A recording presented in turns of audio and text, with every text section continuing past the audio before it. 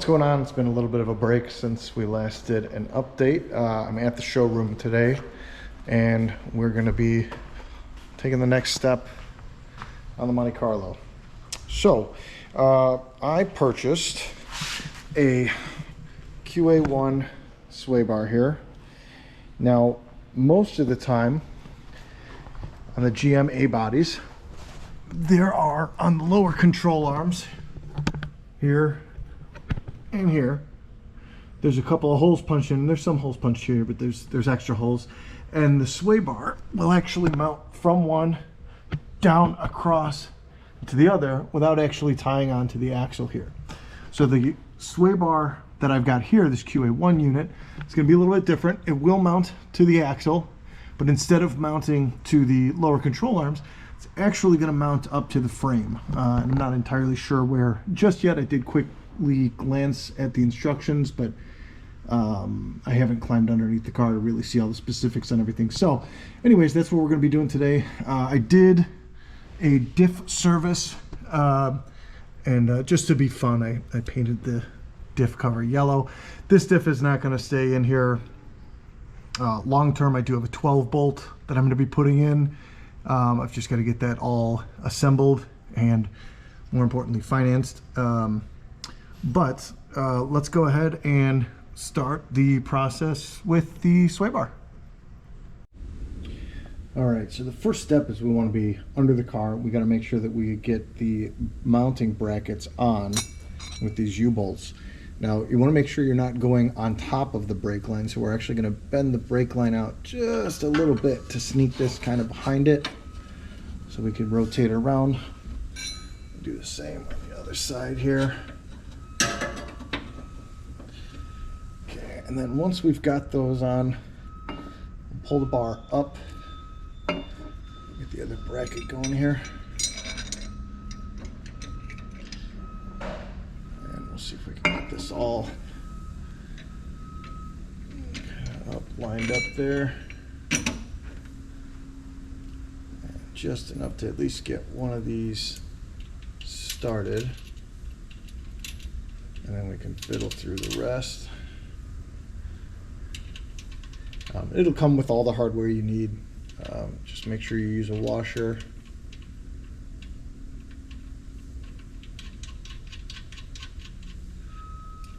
All right, so that's one.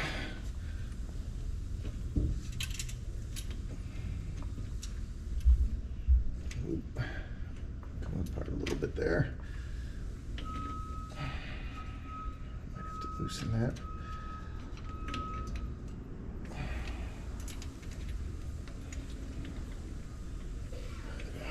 Come back to this.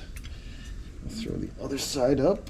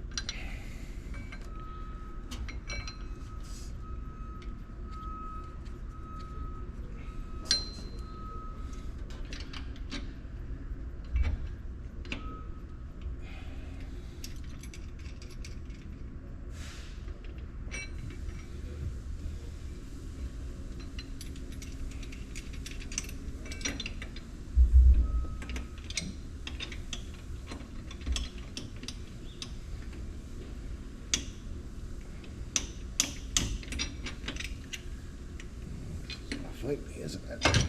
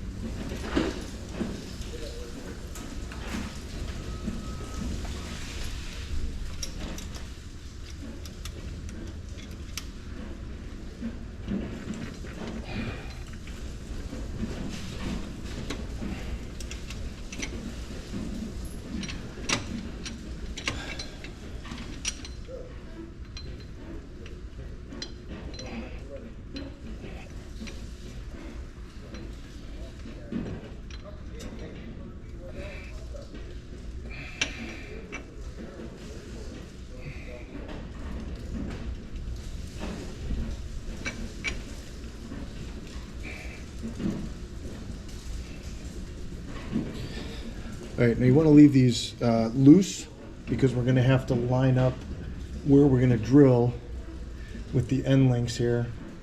So we want to make sure that we're able to adjust this either further back, further forward, left to right, you know, whatever it's going to need to get properly aligned. So I'm going to finish getting this snug down a little bit tighter. I'm going to have to use a socket here, and then I'll change the camera and show you where we're going to start drilling.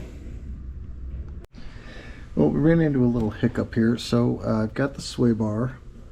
I've got it pretty well centered on the axle here, but when the legs swing up, make contact with the exhaust here. So I believe I will have to figure out a way to move the mufflers further forward. And there's a little bit of space there, but that's going to take trimming down some of the mid pipes, and that's a little more than I have time to get into right now. So I think we're going to stick a pin in this. I'm going to take the sway bar back off because obviously it can't just sit here and dangle like this, and I will have to tackle this another day and hopefully be more successful in the venture that time. So I'll keep it all part of this same video, so you'll see it in just a second, and I will have a solution then.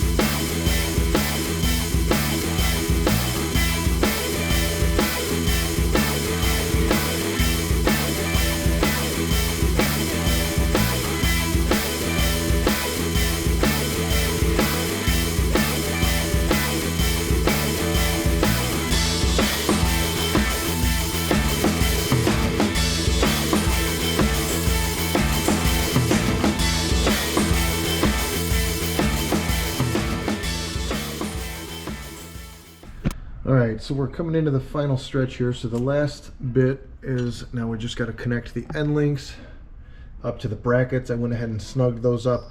So I'm going to just set these on the farthest out setting, which is supposed to be the loosest setting. I'm not going to set any preload on anything.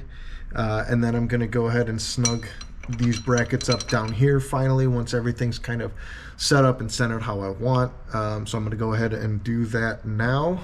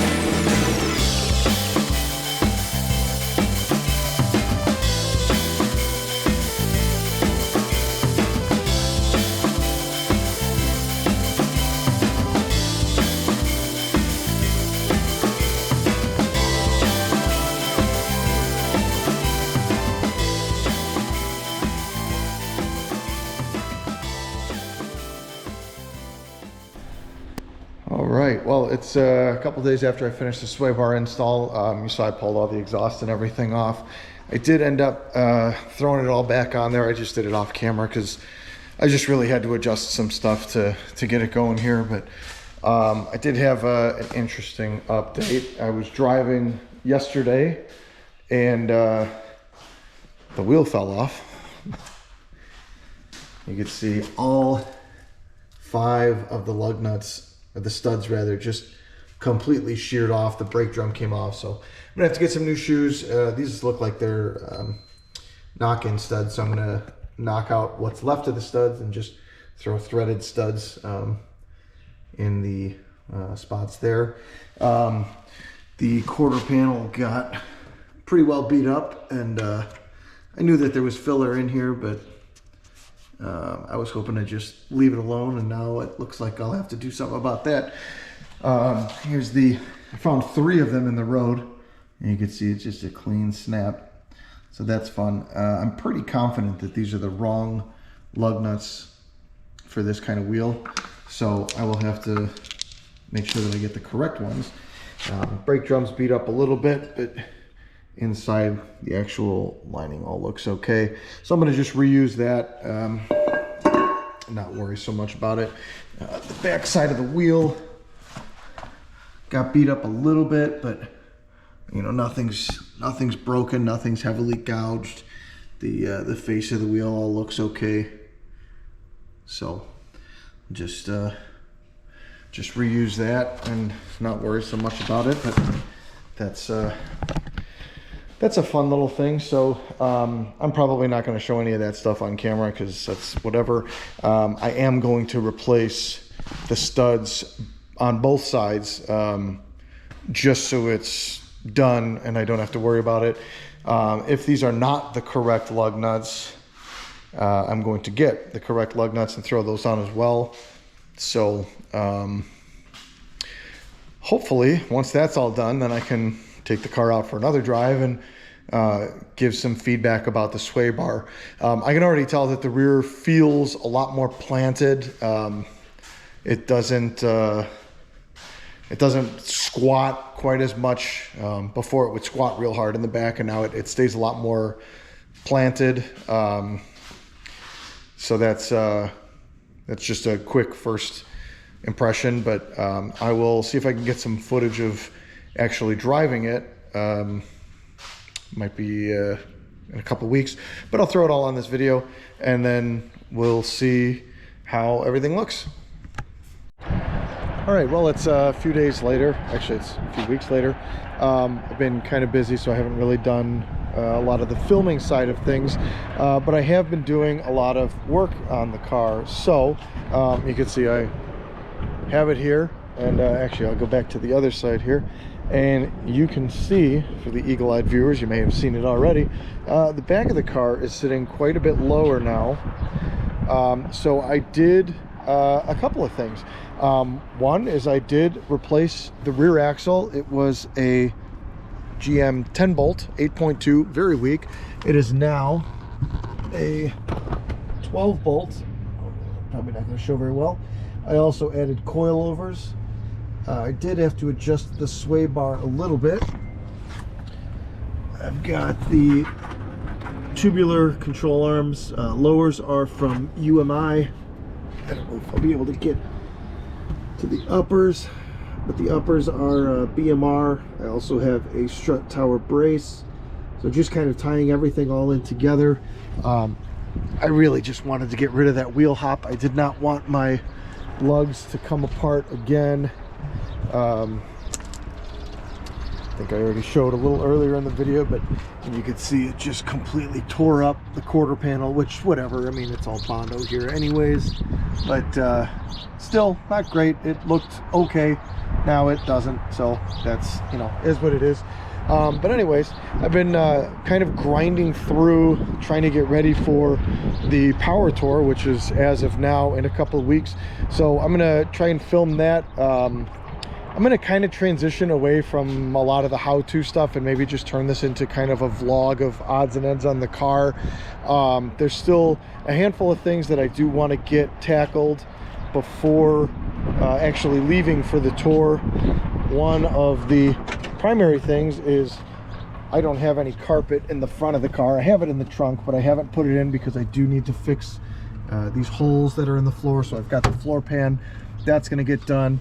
I've got to push this, weld this back up, get the seam sealer all on there and kind of clean that up. I have to make sure that my cell phone charger works because I'll need a cell phone. I do want to figure out something about a cup holder because right now I have no cup holders, and being a stick shift car and not having cup holders is really kind of a pain, but you know, not the end of the world. I have been kind of in the process of preparing to add an air-to-water intercooler, which is just going to sit sandwiched in between the supercharger, actually the supercharger plate, and the Holley low-rise intake manifold. So I'm going to have to get that figured out. I did just throw a set of spark plugs in just to kind of have a fresh set in. The plugs that came out were very fouled, so that was you know, a good thing that that got done. I trimmed back some of the inner fender liner because I want to try and mount the intercooler tank here. It's a little bit big. I'll deal with all that in the next video. Actually, I'm probably diving a little too much into the next video, but anyways, back to the sway bar. The sway bar by itself made a little difference. I think just the rest of the suspension was just so sloppy. It just wasn't really able to do anything. And now, you know, I've done so much, you know, the lower control arms, the upper control arms, the strut crossbar, the rear axle is different. I don't know that I'm noticing, you know, the sway bar or the coilovers, or, you know, I don't know what I'm picking up on and what I'm not, but it does absolutely handle like it's on rails, which is awesome. I very much enjoy that. It's, I mean, even with 16-inch tires, you know, drag radials and just kind of basic economy tires, it still feels very planted, which I love. The wheel hop is completely gone, and a lot of that is just, you want to have this lower control arm in the back. You want to have that as level as you can. What was going on before is the back was sitting up so high, the angle of the control arm was causing the axle to kind of bind up, push against the body of the car, and then unload, jump up, come back down, and just basically go through that cycle over and over and over again while trying to push forward, causing the wheel to just hop up and down. And you're basically constantly loading and unloading torque from the lugs, the differential, the drive shaft, the transmission, the whole thing is just constantly getting that cycle of stress, and that's how stuff breaks. So I'm glad that that's corrected. But yeah, I think that's gonna wrap up for this video. So thank you guys for joining, watching, and hopefully learning something.